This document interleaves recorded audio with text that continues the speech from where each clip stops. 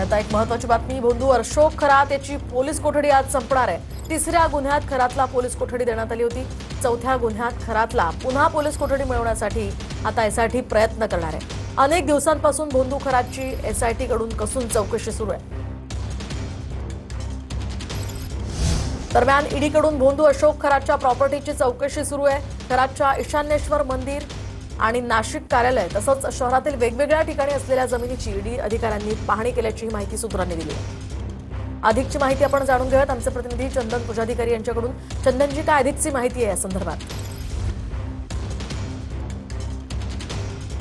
निश्चितपणे आपल्याला माहिती आहे, गेल्या अनेक दिवसांपासून या संपूर्ण भोंदूबाबा अशोक खरात प्रकरणामध्ये एसआयटीचा तपास सुरू आहे आणि या तपासामध्येच आज त्याला पुन्हा एकदा न्यायालयात हजर केलं जाणार आहे।